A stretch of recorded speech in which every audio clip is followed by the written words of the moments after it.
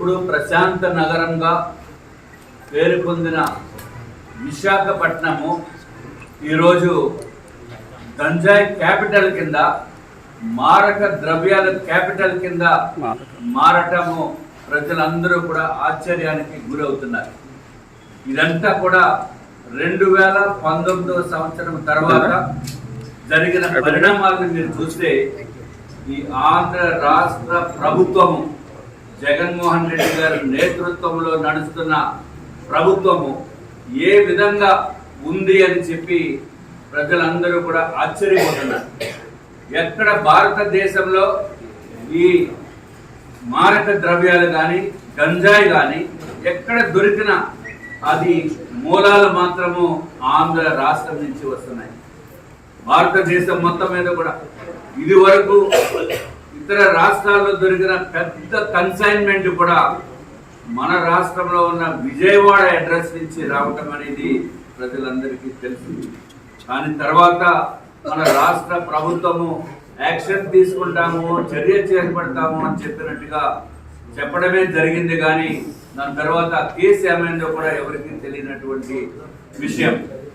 అట్లాగే ఇంకా ఆశ్చర్యకరమైన విషయం ఏంటంటే ఈ మధ్య కాలంలో ఎక్కడ చూసినా 10 సంవత్సరాల వయసు ఉన్న పిల్లలు కూడా, 10వ తరగతి చదువుతున్న పిల్లలు, 10 సంవత్సరాల వయసు కాదు 10వ తరగతి చదువుకున్న పిల్లలు కూడా గంజాయికి అలవాటు పడుతున్న విషయము అది వాస్తవం. సాయంత్రం అయితే చాలు ఆటోలు ఎక్కడైనా పార్కింగ్ చేసి ఉంటే ఆటోల్లో కూర్చుని గంజాయి తాగి ఆఖరికి పోలీసు వారిని కూడా అక్కడ దగ్గరికి వెళ్తే వాళ్ళని కూడా ఇబ్బందులు పెట్టే పరిస్థితి అనఫీషియల్ గా మనకు అందరికీ తెలుసు. గంజాయిని కంట్రోల్ చేయటంలో పూర్తిగా విఫలమైంది ఈ రాష్ట్ర ప్రభుత్వం. దాంట్లో ఏమాత్రము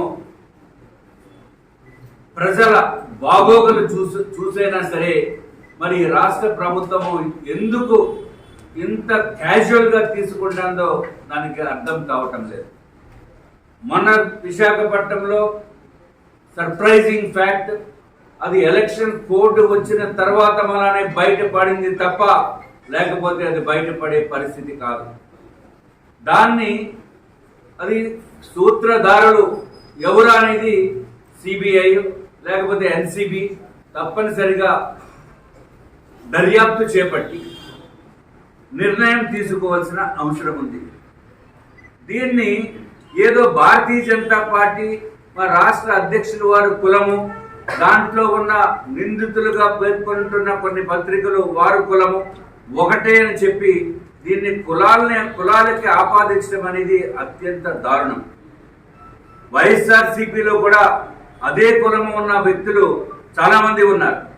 దీనికి అట్లాగే దాంట్లో తిరిగే వ్యక్తులు, నాయకుల దగ్గర కూడా ఎవరైతే ఆ సంస్థలో ఉన్నారో ఆ సంస్థ యజమానులు కూడా వైఎస్ఆర్సీపీ నాయకులతో పాటు తిరిగిన సందర్భాలు కూడా ఉన్నాయి. పేపర్స్ లో చూస్తున్నాము, ఇతర ప్రచార మాధ్యాల్లో కూడా చూస్తున్నాము.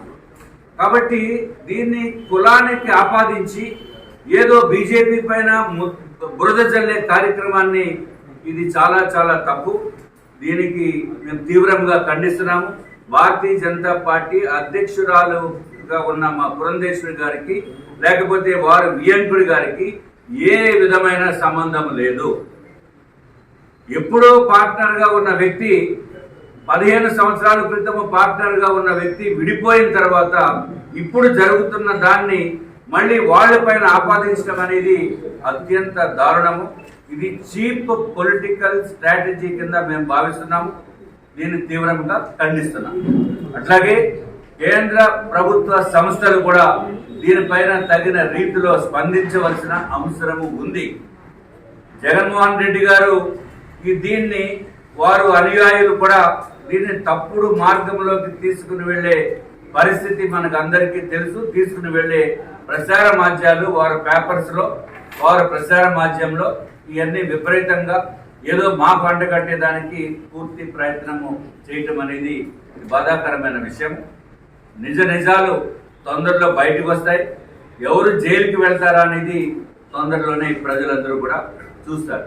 ఇంకా ఫర్దర్ మోర్ డీటెయిల్స్ మా అధ్యక్షుల వారు రవీందర్ రెడ్డి గారు మాట్లాడతారు.